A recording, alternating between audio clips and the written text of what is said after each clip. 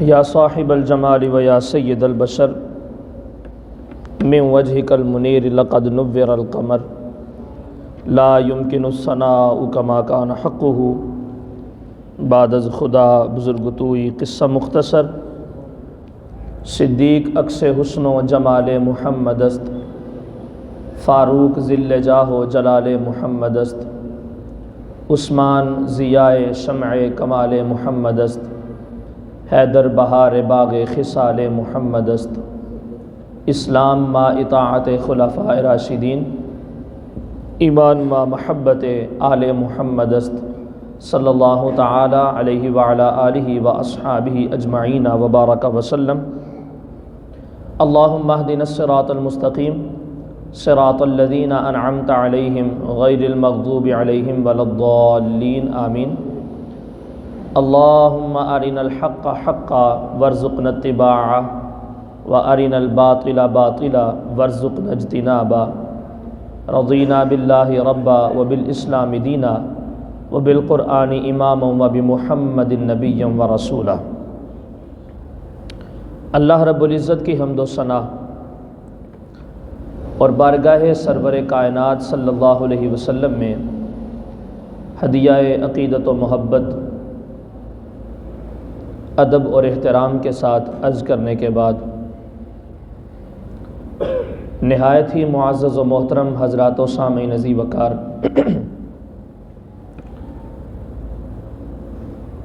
آج کی ہماری گفتگو کا عنوان رجوع الی اللہ کے انعامات سے متعلق تھا، لیکن چند ایک معاملات میری نظر میں آئے، سامنے آئے، جنہوں نے مجھے کافی حد تک پریشان کیا، تو اس حوالے سے تعلق ان کا بھی رجوع الی اللہ کے ساتھ ہی ہے،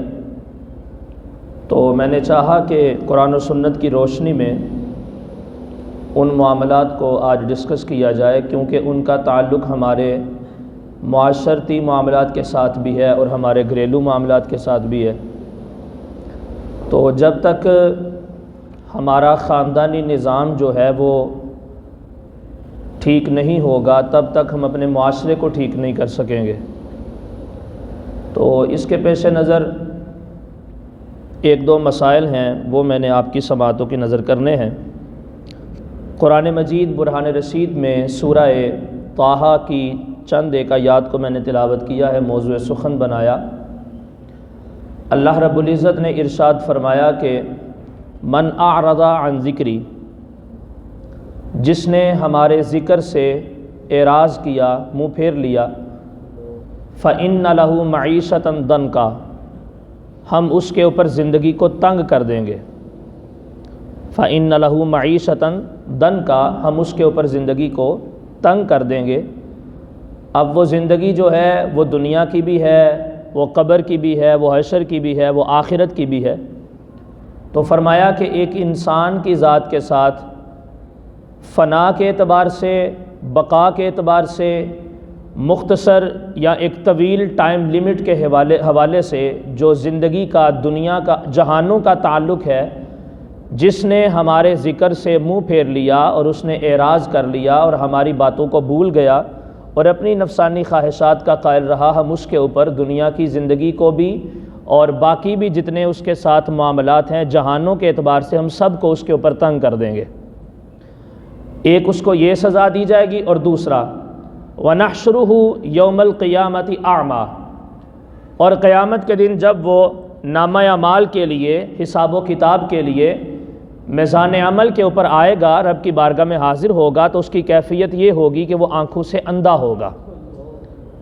اس کی آنکھیں اندھی ہوں گی، وہ دیکھ نہیں پائے گا۔ بزرگوں نے اس کے دو مطلب جو ہیں وہ بیان فرمایا، ایک ظاہری مطلب ہے کہ وہ آنکھوں سے دیکھ نہیں سکے گا،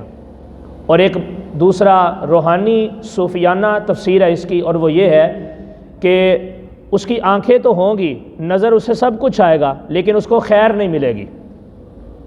خیر نہیں اس کو ملے گی، اور اس انداز سے وہ اللہ رب العزت کی رحمت سے محروم رہ جائے گا۔ تو پھر وہ جب اس کیفیت کے اندر رب کی بارگاہ میں حاضر ہوگا تو وہ اللہ کی بارگاہ میں عرض کرے گا، ربی، اے میرے رب، لما حشرتنی اعمیٰ، آج مجھے جو یہاں پر اس انداز میں لا کے کھڑا کیا گیا ہے یہ نابینا پن کیوں ہے؟ لما حشرتنی اعمیٰ، مجھے اندھا کر کے کیوں کھڑا کیا گیا؟ وقد کنت بصیرا، حالانکہ جب میں دنیا میں تھا تو دیکھنے والا تھا، میری آنکھیں سلامت تھی، مجھے نظر آتا تھا اور میں اپنی آنکھوں سے ہر چیز کا مشاہدہ کر سکتا تھا، محسوس کر سکتا تھا، قوت باصرہ میری موجود تھی۔ لیکن جب میں مرا ہوں تو روایات میں تو یہی لکھا ہوا ہے نا کہ بندہ جب قیامت کے دن اٹھایا جائے گا تو وہ اسی حالت میں اٹھایا جائے گا جس حالت میں وہ مرا ہوگا۔ تو وہ عرض کرے گا باری تعالیٰ وعدہ تو تیرا یہ تھا لیکن اٹھنا تو میں نے صحیح سلامت آنکھوں کے ساتھ تھا، مگر میں نابینا ہوں اور مجھے نظر کچھ نہیں آ رہا، اور اگر نظر آ بھی رہا ہے تو میں تیری رحمت سے محروم کیوں ہوں؟ لما حشرتنی اعمیٰ وقد کنت بصیرا، مجھے آج نابینا کر کے کیوں اٹھایا گیا ہے حالانکہ میں تمہیں دیکھ سکتا تھا؟ تو اللہ رب العزت ارشاد فرمائے گا، اللہ تعالیٰ ارشاد فرمائے گا کذالک اتتک آیاتنا فنسیتہا، جس طرح آج ہم نے تجھے اپنی رحمت سے محروم کیا ہے، آج تجھے رحمت ملنے کا موقع تھا، آج تجھے جنت ملنے کا موقع تھا، لیکن آج تو میری رحمت سے محروم ہو چکا ہے۔ اس محرومی کی وجہ یہ ہے کہ زندگی کے اندر تم نے میرے قرآن سے، میری آیات سے، میرے فرامین سے انحراف کر لیا تھا۔ کذالک اتتک آیاتنا، ہم نے بھی اسی طرح تمہیں اپنی نشانیاں دی تھی، اپنی آیات دی تھی، اپنے فرامین دیے تھے، احکام دیے تھے، فنسیتہا، لیکن تو نے کیا کیا تھا؟ تو نے نظر انداز کر دیا تھا، تو نے نبذ وراء ظہرہ یعنی کہ پس پش ڈال دیا تھا۔ تیری زبان پہ صرف یہی جملہ تھا کہ ابھی بڑا وقت پیچھے پڑا ہوا ہے، پھر کبھی عمل کر لیں گے، جب بال سفید آئیں گے تب عمل کر لیں گے، جب رب کی بارگاہ میں حاضر ہونے کا موقع آئے گا، بڑھاپا آئے گا اور موت قریب ہوگی تب عمل کر لیں گے۔ تو تم نے میرے فرامین سے، میری آیات سے، میرے احکامات سے اپنے آپ کو بالکل بے بہرا رکھا اور ان کی طرف توجہ نہیں کی، جس کی وجہ سے ہم نے آج تمہیں جس طرح زندگی میں تو نے ہمیں بلا دیا تھا، آج ہم بھی تمہیں بلائے بیٹھے ہیں اور اس طرح سے ہم نے تمہیں کھڑا کیا ہے۔ وَكَذَلِكَ الْيَوْمَ تُنْسَى، تو اسی طرح آج ہم نے تم کو بلا دیا ہے، نظر انداز کر دیا ہے، ہم نے تمہاری طرف سے نظر رحمت کو اٹھا لیا ہے۔ یہ اللہ رب العزت کا مکالمہ اس نافرمان شخص کے ساتھ رب کی بارگاہ میں ساری کائنات کے سامنے میزان عمل پہ ہوگا، میدان محشر میں ہوگا، اور وہ اللہ رب العزت کے ساتھ اس طرح سے بات کرے گا اور اسے ایسے آگے سے جواب دیا جائے گا۔ تو میرے دوستوں، بزرگوں، عزیزوں، آج اگر ہم دیکھیں کہ ہم دنیا کے اندر رہتے ہوئے کیا ہم اس کیفیت میں تو نہیں ہیں کہ کل قیامت کے دن ہمیں اس انداز سے اٹھایا جائے گا؟ کیا آج ہم نے اپنے معاملات کے اندر رب کے فرامین کو ملحوظ خاطر رکھا ہے؟ کہیں ہم بھی نعوذ باللہ من ذالک رب کے احکامات سے روگردانی تو نہیں کر رہے؟ کہیں ہم نے بھی اللہ رب العزت کے فرامین سے اپنے آپ کو غافل تو نہیں کر رکھا؟ اس انداز سے اللہ رب العزت نے فرمایا کہ جو میرے احکامات سے، میرے فرامین سے دنیا میں غافل ہو گیا، اس کو میں قیامت کے دن اس انداز میں اٹھاؤں گا کہ میرا بھی اس سے کوئی تعلق نہیں ہوگا، نہ میری رحمت کا اس سے تعلق ہوگا۔ اللہ اکبر، استغفر اللہ ربی من کل ذنب واتوب الیہ۔ اللہ رب العزت کی بارگاہ میں التجا کرنی چاہیے کہ باری تعالی ہمیں اس حالت میں نہ اٹھانا کہ جس کی وجہ سے ہم تیری رحمت سے محروم ہو جائیں۔ اب یہ جو آیات بینات ہیں، اس کا تعلق، سوچنے والی بات یہ ہے، سوال یہ ہے کہ ان آیات کا تعلق کیا صرف نماز کے ساتھ ہے؟ ان آیات کا تعلق کیا صرف روزے کے ساتھ ہے؟ ان آیات کا تعلق محض بندگی خدا کے ساتھ ہے؟ یا ان آیات کا تعلق ہمارے شادی اور نکاح کے ساتھ بھی ہے؟ کیا ان آیات بینات، ان فرامین کا تعلق صرف اللہ کی ربوبیت کے اسباب کے ساتھ ہے یا ہمارے دنیاوی معاملات کے ساتھ بھی ہے؟ جب ہم اس چیز کی طرف دیکھتے ہیں تو ہمیں اس بات کا پتہ چلتا ہے، تقاضا حاصل ہوتا ہے کہ اللہ رب العزت نے جو اسلام، جو دین ہمیں عطا فرمایا ہے، وہ صرف مسجد کی حد تک محدود نہیں ہے، صرف عبادت کی حد تک محدود نہیں ہے، بلکہ یہ دین، یہ اسلام جو ہے، یہ ہمارے معاشرتی، معاشی نجی معاشرتی ہر قسم کے معاملے کے ساتھ جو ہے اس کا تعلق ہے، اور ہر مقام کے اوپر یہ اپنے ماننے والے کی رہنمائی کرتا ہے۔ نبی کریم صلی اللہ علیہ وسلم کے اوپر نازل ہونے والا قرآن اس بات کا برملا اظہار کر رہا ہے، اعلان کر رہا ہے۔ فرمایا من عامل صالحا من ذکر او انثى وهو مؤمن فلنحيينه حیاتا طیبہ وَلَنَجْزِيَنَّهُمْ أَجْرَهُمْ بِأَحْسَنِ مَا كَانُوا يَعْمَلُونَ۔ اللہ رب العزت نے ارشاد فرمایا جس نے بھی ایمان قبول کرنے کے بعد اچھے اعمال کیے، خواہ وہ مرد ہے یا عورت ہے، آقا کریم علیہ السلام کے اوپر نازل ہونے والا قرآن اس بات کا اعلان کر رہا ہے، خواہ مرد ہو یا عورت ہو، ایمان کی سلامتی کے ساتھ نیک عمال کرنے والا ہو، اللہ رب العزت فرماتا ہے فَلَنُحْيِيَنَّهُ حَيَاتًا طَيِّبَةً، ہم ان کو مرنے کے بعد بھی مبارک برکت والی اور اچھی زندگی عطا فرمائیں گے۔ وہ سوال کرے گا باری تعالیٰ ایسا کیوں؟ اللہ فرماتا ہے ہم اس کو پھر جواب دیں گے وَلَنَجْزِيَنَّهُمْ أَجْرَهُمْ بِأَحْسَنِ مَا كَانُوا يَعْمَلُونَ، ہم نے جو یہ تجھے جزا عطا فرمائی ہے یہ ان تمہارے کرتوتوں کا، ان تمہارے معاملات کا اور نیکیوں کا یہ اجر ہے جو دنیا کے اندر رہتے ہوئے تو نے صرف ہمارے لیے کیا تھا، جو صرف ہمارے لیے کیا تھا۔ وَلَنَجْزِيَنَّهُمْ أَجْرَهُمْ بِأَحْسَنِ مَا كَانُوا يَعْمَلُونَ، جو تم نے نیک اعمال کیے تھے یہ ان نیک اعمال کا بدلہ ہے، یہ اس سبب سے ہے کہ آج ہم نے تم کو ایک عزت والی، برکت والی اور ایک اچھی زندگی عطا فرمائی ہے۔ تو اس میں چونکہ بات میں نے کی تھی کہ خاندانی معاملات، اپنے گھر کے جو معاملات ہیں اس میں اسپیشلی طور پہ میں ایک بات کو کوٹ کرنا چاہتا ہوں، وہ یہ ہے کہ ہمارے جو گھریلو معاملات ہیں، ہمارے معاملات کے اندر ایک بہت بڑی خرابی ہے، بلکہ دو بڑی خرابیاں ہیں جن کو میں ذکر کرنا چاہتا ہوں۔ ایک وہ یہ ہے اولاد اور والدین کا آپس کے اندر جو تعلق ہے، ایک یہ بات، اور دوسری بات میاں اور بیوی کا، شوہر اور زوج کا زوجہ اور زوج کا جو آپس میں لنک ہے، یہ دو ایسے معاملات ہیں کہ جن کے کندھوں کے اوپر ہمارے معاشرے کی بنیاد کھڑی ہے۔ اگر والدین کا اولاد کے ساتھ تعلق ٹھیک نہیں ہے یا اولاد کا والدین کے ساتھ تعلق ٹھیک نہیں ہے تو پھر بھی ہم زندگی نہیں گزار سکتے، اور اگر میاں اور بیوی کا آپس میں تعلق درست نہیں ہے اور آپس میں لڑائیاں جھگڑے اور معاملات تان و تشنی اور اس طرح کے معاملات یہاں تک کہ گریبان کے پکڑنے تک بات اگر آ جاتی ہے تو اس کی وجہ سے بھی ہمارا معاشرہ اور ہمارا زمانہ جو ہے وہ خراب ہو جاتا ہے۔ یہاں پر ہم نے یہ سوچنا ہے کہ غلطی کہاں پہ ہے، غلطی کہاں پہ ہو رہی ہے۔ پہلے ہم بات کرتے ہیں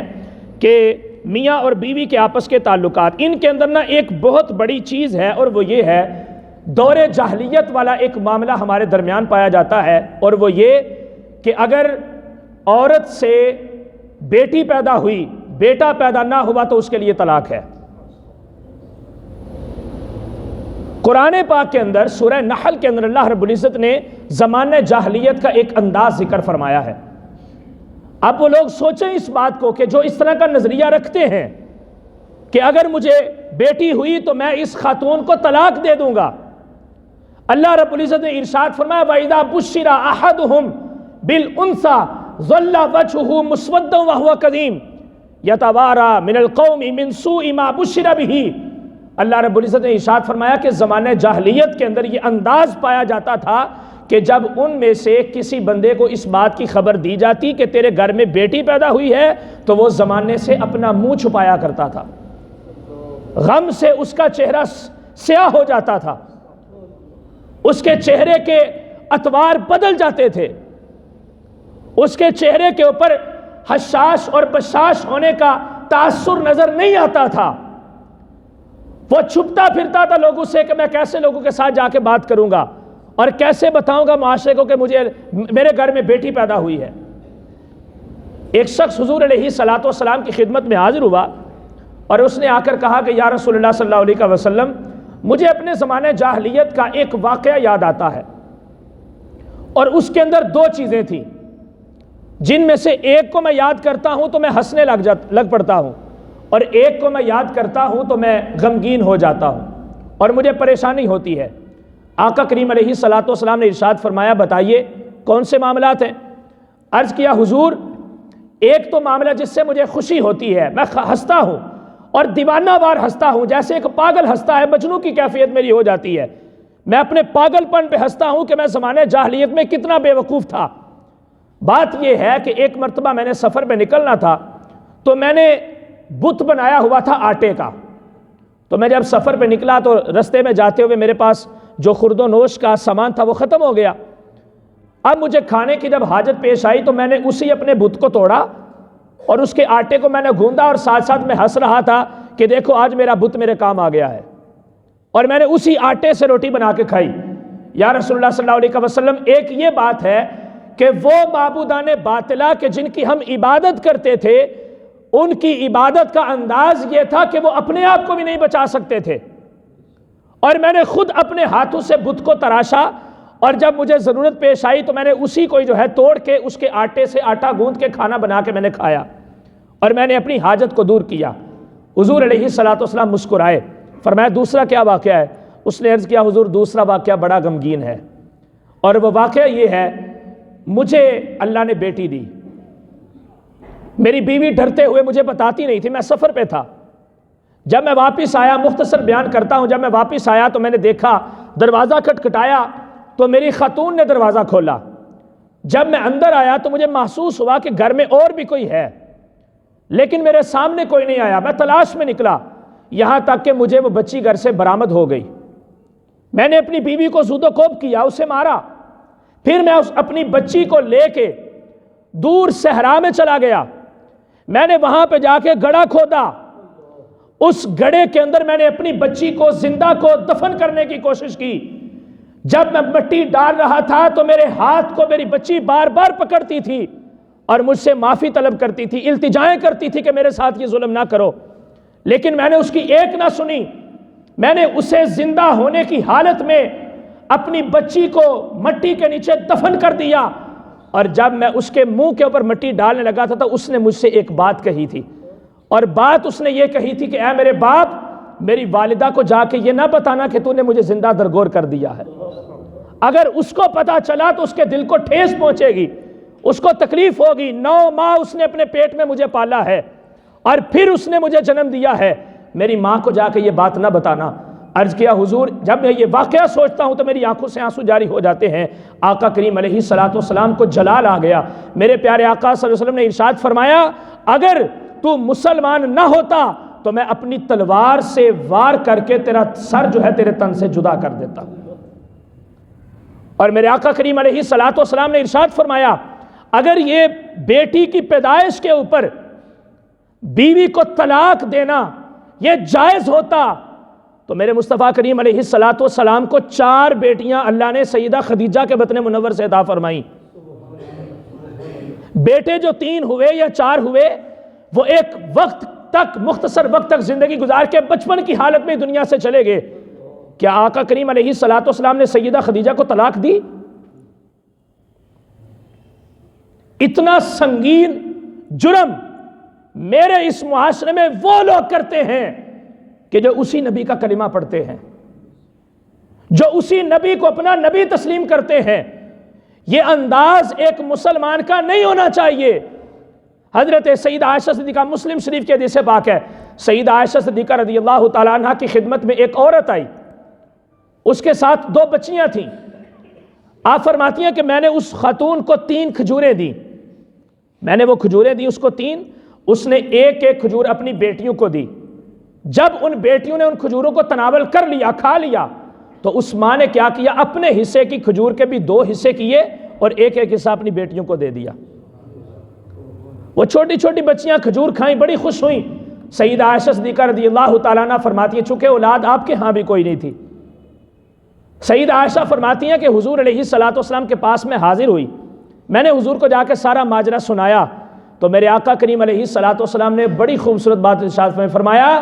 بیٹیوں کے ساتھ یہ سلوک کرنے کی وجہ سے اللہ تعالیٰ نے اس خاتون کے اوپر جنت کو واجب کر دیا ہے۔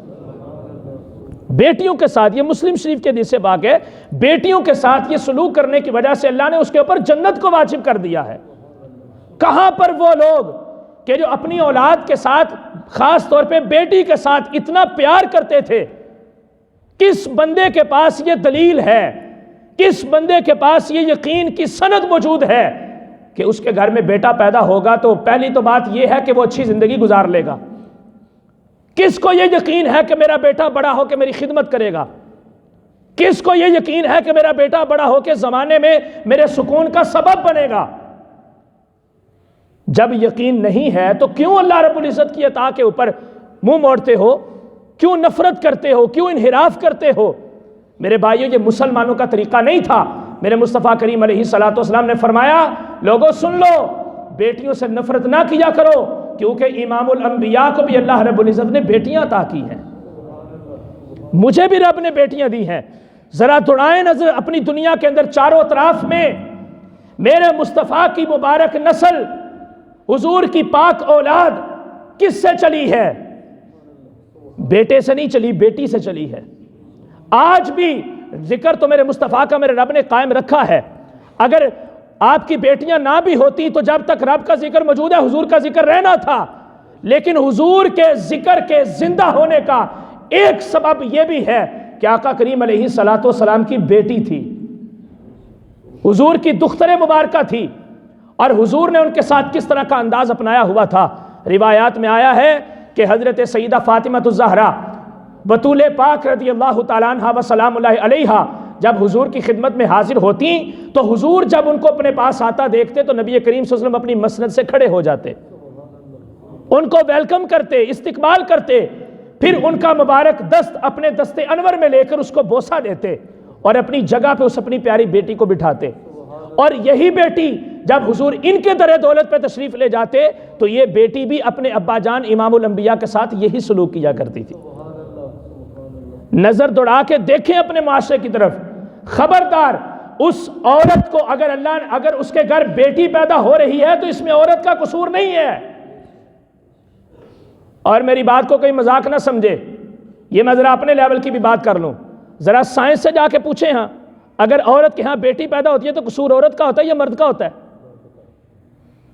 تو اس مرد کو اپنی حیثیت کیوں نظر نہیں آتی؟ سائنس اور بیالوجی یہ کہتی ہے اگر مرد کے جراثیم کے اندر کمزوری ہے تو بیٹی پیدا ہوگی، اور اگر مرد کے جسم کے جراثیم طاقتور ہیں تو پھر بیٹا پیدا ہوگا۔ یہ تو سائنس بھی کہتی ہے۔ سائنس کی بات کو ہم تسلیم کر لیتے ہیں لیکن رب اور رب کے رسول کی بات کو تسلیم نہیں کرتے۔ اس لیے خدا کا واسطہ ہے، یہ ظلم ہے، اس ظلم کو اپنے معاشرے کے اندر پروان نہ چڑھنے دیں۔ اگر یہ ظلم ہمارے معاشرے کے اندر پروان چڑھا اور کافی حد تک یہ بڑا آگے جا چکا ہے، جس کا سبب یہ ہے کہ اس وقت دنیا ہمارے اوپر تنگ ہو چکی ہے، ہماری دولت تنگ ہو چکی ہے، ہمارا نظام معیشت تنگ ہو گیا ہے، ہماری خوشیاں سلب ہو چکی ہیں، فرحتیں نصیب نہیں رہیں، ہمارے گھروں کے اندر سکون نہیں ہے۔ ذرا ایک مرتبہ ہم رب کی عطا کے اوپر راضی تو ہو کے دیکھیں، ذرا ایک مرتبہ کر کے تو دیکھیں کہ کیا اس کا کوئی فائدہ ہوتا ہے یا نقصان ہوتا ہے۔ اللہ رب العزت کے پیارے رسول علیہ الصلوۃ والسلام نے ارشاد فرمایا، آخری روایت ذکر کرتا ہوں چونکہ وقت نہیں ہے، مجھے بڑا اس کے اوپر افسوس ہوا تھا، میں تو ساری رات آج بڑی مطلب کہ اس طرح پریشانی اور ششوپن میں میرے سامنے ایک واقعہ اس طرح کا آیا اور مجھے بڑی تکلیف ہوئی کہ ایک بوڑھا باپ جو ہے اپنی بیٹی کی اس روداد کو میرے ساتھ بیان کر رہا ہے اور اس امید کے اوپر کہ قاری صاحب دعا کریں گے تو اللہ مہربانی فرما دے گا۔ نبی کریم علیہ الصلوۃ والسلام نے فرمایا جس کو اللہ رب العزت نے 3 بیٹیاں دیں، اس نے اپنی بیٹی کی اچھی پرورش کی، اس کو جوان کیا، اس کو دین سکھایا اور اس کے بعد اس کو اس کے گھر والی بنا دیا، اس کو نکاح کر کے اچھے طریقے سے اپنے گھر سے رخصت کیا، تو آقا کریم علیہ الصلوۃ والسلام فرماتے ہیں وہ جنت میں میرے ساتھ اس طرح ہوگا جیسے 2 انگلیاں آپس میں ملی ہیں۔ نہیں ساتھ چاہیے حضور کا؟ کس کو نہیں چاہیے؟ ذرا ہمت کرے اپنا ہاتھ کھڑا کرے، کس کو نہیں ساتھ چاہیے امام الانبیاء کا؟ فرمایا وہ جنت میں میرے ساتھ اس طرح ہوگا جیسے 2 انگلیاں آپس میں ملی ہیں۔ پھر ایک صحابی نے عرض کیا حضور جس کی 3 نہ ہو؟ فرمایا 2 کے لیے بھی یہی انعام ہے۔ عرض کیا حضور جس کی 1 ہو 2 نہ ہو؟ فرمایا 1 کے لیے بھی یہی انعام ہے۔ بس دعا کیا کرو کہ اللہ رب العزت آپ کو بیٹی عطا کر دے۔ یہ پکی سند میرے مصطفیٰ کریم علیہ الصلوۃ والسلام نے فرمائی کہ جس کے گھر میں بیٹی ہوئی اور اس نے اپنی بیٹی کی اچھی تربیت کی، خدمت کی، اسے جوان کیا اور اس کا اچھے طریقے سے نکاح کر کے اس کے گھر والی بنا دیا تو وہ جنت میں میرے ساتھ یوں ہوگا جیسے دو انگلیاں آپس میں ملی ہیں۔ اللہ رب العزت ہمیں ان حماقتوں سے، ان نفرتوں سے محفوظ فرمائے۔ یہ سیدھا سیدھا قرآن اور سنت کو چیلنج ہے، اور میں ہمت کو داد نہیں دیتا بلکہ پاؤں کے ساتھ سلام کرتا ہوں اس بندے کی ہمت کو جو یہ چیلنج قبول کرتا ہے۔ کتنی ہمت ہے اس بندے کے اندر کہ رب سے ٹکر لیتا ہے۔ رب سے ٹکر نہ لیجئے گا، اگر رب سے ٹکر لے لی تو پھر اللہ رب العزت کہیں کا نہیں چھوڑے گا۔ رہتی دنیا تک عبرت کا نشان بن گئے وہ لوگ جنہوں نے اللہ اور اللہ کے رسول علیہ الصلوۃ سے مقابلہ کرنے کی کوشش کی، اپنی نفسانی خواہشات کو آگے رکھا۔ تو فرمایا جو ہمارے ذکر سے منہ پھیر لیتا ہے، اعراض کر لیتا ہے، ہم اس کے اوپر دنیا اور آخرت کی زندگی کو بھی تنگ کر دیں گے، اور محشر کے دن اس کو یوں اٹھائیں گے کہ وہ اپنی آنکھوں سے نبینا ہوگا اور کہے گا باری تعالیٰ میں تو صحیح سلامت تھا جب مجھے موت آئی تھی، آج مجھے نبینا کر کے کیوں کھڑا کیا گیا؟ تو رب فرمائے گا تو نے ہماری آیات اور ہمارے احکام سے روگردانی کی تھی، جس طرح تو ہمیں بھول چکا تھا آج ہم بھی تمہیں بھول گئے ہیں۔ اللہ رب العزت دنیا میں بھی ہمیں اپنی رحمت عطا فرمائے اور آخرت میں بھی اپنی رحمت کا سایہ ہمیں نصیب فرمائے۔ وما علینا الا البلاغ المبین۔